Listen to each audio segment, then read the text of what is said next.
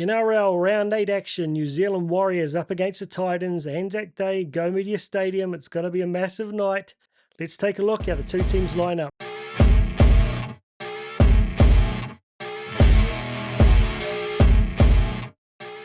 Hey team, welcome back into the Warriorholic. How's everyone feeling? Man, not the most fun weekend in the world, but it's great that our Cup boys and the Mats and the Jersey Flag all got some wins in the weekend to kind of patch over that feeling we had after the loss on Friday.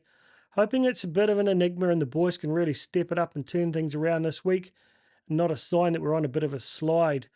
A couple of ins and outs this week which will make it even more challenging, but you'd have to hope the Titans are down on energy after that shorter turnaround than us. They've had the travel that they're not normally used to, and they had a pretty full-on game there against Manly last week. So first up, let's take a quick look how the two teams have gone over the years and how they're doing so far this season. 32 games we've had against the Titans, and we've won 20, one of the few clubs we've got a really strong winning record against. Last year, we got up over them. It was a really tough game that week. They were pretty niggly, pulling on people's hair, putting in some cheap shots to try and put us off our game, and it did for a long time, but in the end, the Warriors got it done off the back of that massive New Zealand contingent at the Gold Coast making more noise than the home fans. The year before, we went down by 1 point, 27-26, so recent years it's been 50-50, but getting into 2024, man, I had the Gold Coast Titans picked as a sort of smoky to make the 8. I thought Des would come in and really turn them around and stiffen up their defence, but they've gone 7 for none. Last 5 games, form guide here, we've had the 1 loss, a draw and 3 wins. They've had the 5 losses. A lot of them, they've had some pretty significant points put on them too. So, but whenever it comes to the bloody Warriors, teams seem to get up. I know form guide will probably mean nothing, and these guys are going to come out firing against us. So over the season, it equates to us having a 43% winning record, which is not ideal, but we have got that draw in there. 144 points for us and 124 against, so that took a bit of a hit in the weekend. And only 90 points for the Titans, and a third of those coming against Manly on the weekend, and 180 points against. So not an ideal start to the year for them, as I said. But 80% completion rate, both the same. Both sitting on defensively 89, 90% there, not much difference. Average points for and against tells a different story. 20-17 for us, 15-30, so 15-point deficit on average for them. But like I said, I'm not going to count any chickens after what the Dragons did to us. So today, guys, I've got to get this out and edit it because I've got a bunch of work I've still got to finish tonight. So I'm not going to talk through all the individual stats, but you'll see them on screen there. I'm just going to go through what I think about the matchups. And so with Chance, like I said, he's been doing some massive work in the 3 games he's been back off a limited pre-season. Is it starting to tell a little bit with fatigue? We saw him drop off a couple of tackles there in the weekend that we wouldn't normally see from him. So hoping he can share some of those big old hit-ups around with some of the other boys in the back 5 and try and reserve a little bit more energy for his defence this week. But I'm sure Webby's got that under control. Up against AJ Brimson, who hasn't been playing at fullback this year with Jaden Campbell at the back there. He's out injured now, so he gets his chance coming back in against Manly in the weekend, and shit he's shone. He's a fullback out and out, so it's a bit of a shame, similar with us RTS, when you've got 2 quality fullbacks in your team. I think it was just the case he's more built for centre that he got put there. But now back at fullback, he really lit it up in the weekend.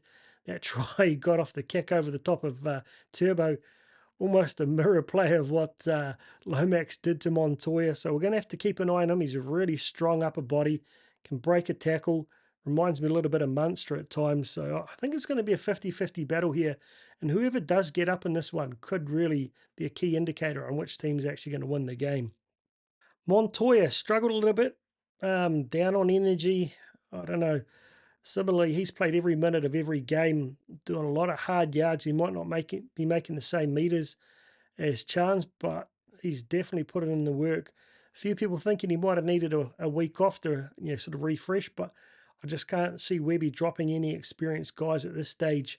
Seeing SJ playing through injury and the like, so he's up against Jojo Fafita, who I don't know a huge amount about, to be honest. Watched them on the weekend there. I watched the Titans game, but I was sort of messing around on my phone and DMing people and the like, so I didn't see it to the same level of detail as I saw our own game. Seems solid, serviceable guy. not quite as quick as we see on their left edge. So I'd like to think Montoya can compete well against him, a lot less experience, and really turn that form around after last week's challenging effort. Then we've got RTS up against Smith Shields. Smith Shields is a solid player, really good defense. Uh, maybe a little bit more like the Rocco Berry mold, whereas he's not an X Factor guy out there doing all the magic things, but he's very serviceable, really reliable in defence here with 95% tackle efficiency, which he's going to need against RTS. But I'm really hoping we're starting to figure out a way to sort of unleash him a little bit more. Seems a bit of a waste that we're pretty much using him as a battering ram at the moment, and we're not able to unlock that left-hand side. Hopefully Weeby's made a few tweaks this week, and maybe we can see Tamati Martin and RTS combine a bit better, and hopefully put Montoya over for a couple of tries. Rocco Berry up against Brian Kelly. So I didn't realise Brian Kelly's played 182 games. He's a lot more experienced than I realised. Still got a lot of pace in him. So he'll be a challenge for Rocco. But we've seen him handle some of the best centres in the comp. I wouldn't say with ease, but quite comfortably. He won't have the same amount of speed as Kelly, but I think he seems to hold his own. I think a lot of it's to do with positioning play and not giving them that space to gas him on the outside. That said, their left-hand edge for the Titans lit it up in the weekend and got a few really quality tries, particularly him and Cam Pereira combining well. That said, their left-hand edge got smoked a lot on defense as well. Turbo, Saab and Olakalotu all scoring down the left-hand side for the Titans. Kelly there with just 79% tackle efficiency versus Rocco's 94. Hopefully that means that Rocco can cancel out the speed. Hopefully he starts to get a little bit more quality ball from SJ and Tohu with their distribution. Seems like they're running out of running a little bit lateral, and by the time the ball's getting to Rocco, he's not having that same amount of time to put Dallin away as he had last year. It's fair to say Kelly will be putting in some line speed there to try to disrupt them, but do they get the structures right? Do we tweak ours a little bit after what's been done to us over the past couple of weeks? So Webby hasn't had much time to try too many new things, but I'm hoping they've got something up their sleeve. Dallin here up against Cam Pereira, one of the fastest wings in the comp there, man. He's electric, but similarly not great defense. That said, neither is Dallin at times, tending to jam in there. I think we're going to have to be really careful there not to. We tend to be a little bit compressed in our defense, and often when we're in our own 20, we might have as much as 15 metres between Dallin and the sideline. And if they can get the right numbers, they could end up burning him on the outside. But we know Dallin's got a bit of speed, so hopefully he'll handle him okay, because if he doesn't, we might see Pereira getting another couple of tries like he did against Manly. Tamati Martin, after me making a big call saying I thought that he had a better all-round game than Metcalf, he's been pretty quiet over the past couple of weeks, and I don't necessarily put that down to him. Not sure why SJ's trying to do so much, playing both sides, meaning that Tamati Martin's having very little ability to ball play. What ball he is getting, he's running a little bit. So hoping we can kind of, like I said, get our shape a little bit better on the left-hand side there. Use Tamati Martin's running game, but also his distribution to unlock the boys outside him. Tanner Boyd, normally a halfback, but switching around there with Foran, having dropped out, I think it was the week before. He came back and had a really good game against Manly. I thought he was very solid. Kind of reminds me a bit of Fogarty in the way he plays. Probably not as good a kicking game and not as solidly built, but they're not the most dynamic of halves, but they're both really reliable, very strong in the tackle. So a good matchup here, even though they'll be on the opposite side. But I'm hoping Tamati Martin, like I said, lights it up, has a game similar to he had against South. Ordinarily, this matchup would be an absolute perler, but I'm a bit worried about SJ. Word coming out this week that he's suffering from a bit of an Achilles issue. I think that may have been sort of aggravated when he scored the try at the beginning of the match against the Dragons and sort of hindered him for the rest of the game. I'm not 100% sure. At some stage, we're probably going to have to rest him to get rid of that. Otherwise, it'll hang around all season. And I've had them before. They're really they're not fun at all. I don't think you can needle them either. So I'm not sure. Maybe it's just, these pro footy players have just got the mental ability to block the pain. I thought Kieran Foran was outstanding on the weekend at halfback. Some of his ball playing, the Harbour Bridge pass to put Camperera in the corner. Little flat passes, very SJ-esque. So it'll be interesting to see the former, Kiwi international partnership and also at the Warriors now playing up against each other. Foran's a niggly bastard. I thought he was done when he left the Warriors, to be honest. He looked broken, his shoulders looked stuffed, but he's just managed to keep going and he's playing some really quality footy. Hard as nails, he got absolutely smoked by Olakalotu on the weekend, but still got up, jumped back in the defence line. So I'm sure we'll put a lot of traffic his way. They'll probably do the same for SJ. Really not sure how this one will go between these two, but whoever has the better game will probably decide it, similar to the fullbacks.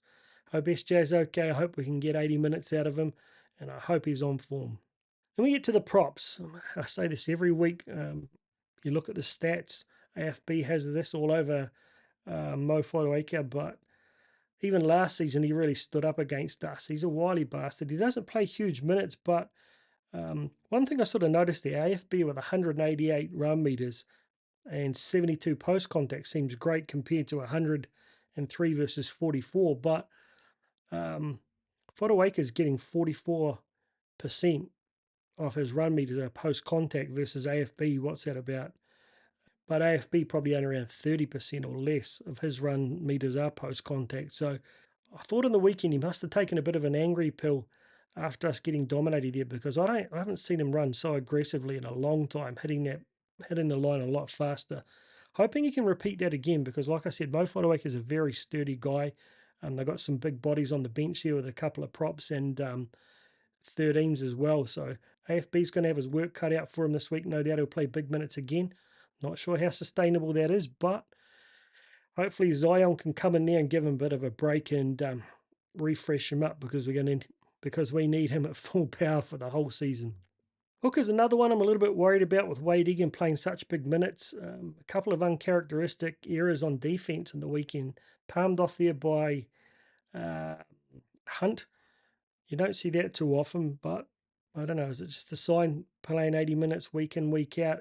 It's not really sustainable in the NRL at the moment, but with Freddie Lussick still out with suspension, Paul Roach still very young in his career, I would say they'll probably look to pay Egan for at least 75 minutes again, unless there's an injury issue. Up against Randall, I don't know too much about him. Watched them a bit in the weekend. He reminded me a bit of a guy like Croker from Manly. Both really sturdy, hardy guys, but not hugely dynamic.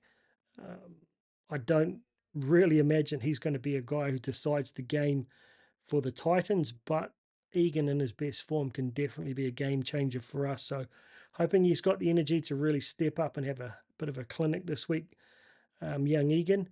And can't wait for Freddie to get back and start giving him a bit of a spell in a couple of weeks. And in the other props, Barnett up against Jolliffe. Interesting name that always reminds me of that guy from Game of Thrones, Joffrey. Don't know why. I feel like these two guys are a little bit similar in that, they're not necessarily recognised as the leading props in the comp or what have you.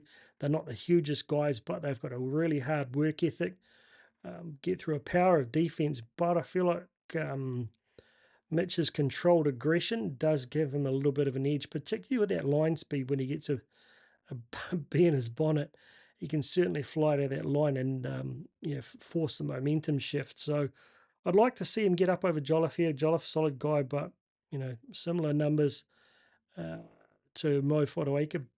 Shouldn't be intimidated by him. We've handled much bigger props so far this year, but I'm not going to write them off. It'll be to my peril, like I did last week against the Dragons. When it comes to the edges, now I'm pretty sure this is how it's going to line up, but I'm not 100% sure. Maybe we shift Jackson on game day. But at the moment, it appears that Jackson will be lined up against Beau Firma. Both very similar styles, similar height, similar weight, a lot of similarities about the game. But I feel like Jackson potentially has that little bit more dynamic run on him. We've seen him make some really great line breaks there, with 4 so far this season and none for Firma. But as far as their work ethic goes, they're very similar. So a relatively even matchup, you'd imagine. However, we may, I don't know, this is just a guess, we may look to move Jackson across to handle Fafita, because that would be a big ask for young Laban, but not too sure. looking for Jackson to have a bit of a statement game this week either way. And young Jacob Laban, his run-on debut this week up against Fafita, who's been coming off the bench recently. But, man, some big numbers there, 149 metres running off the bench. We saw that try, got out a dummy half in the weekend. Very, very difficult to stop. Size-wise, there's not, a huge difference there. Laban just giving away the 5 kgs, but he's by no means a small guy. But that, Fafita is just such a powerful guy, particularly through the hips and the legs. One-on-one, I think it's going to be a real hard job for Jacob to contain that explosive power, but great test for the young man, and I'm sure he'll be getting support around him. Worst case scenario, you may see Mitch having to get moved to an edge there to give him a bit of a break at some stage, but it's not even really worth comparing the numbers of those two, and a guy just playing his 4th match, probably a total of less than an hour of footy, versus a guy with 110 games, including State of Origin and the like. So good luck, bro. It's going to be a fun challenge, Jacob. One place we should get a bit of an advantage here is Tohu up over Kalis Haas. Surprised he's playing 13, actually. I thought he was more of an edge, but he was actually named to play 13 last week as well, but got shifted out at the last minute for Liu. Tohu there with 227 games versus just the 23. So this is one situation over the past few weeks that we actually get to flip the coin and have way more experience than our opposite man, much bigger guy in Tohu. But like I said, he's been playing some really big minutes. Looks a little bit sluggish. His passing is not as crisp as last year. So I really hope they've managed to refresh the guys this week with a short turnaround. Hopefully Tohu's got a bit of a, like I said, with AFB a bee in his bonnet, wanting to step up and turn things around after last week. Haas, very serviceable, nothing like his brother. Much smaller guy, but looking for Tohu to dominate this one. Then onto the benches. Well, what a relief. Dylan Walker finally back in the side, seeing someone with 200 plus games on our bench, quadrupling the amount of games we were potentially going to have on the bench last week while he was away, except for us bringing in Adam Pompey.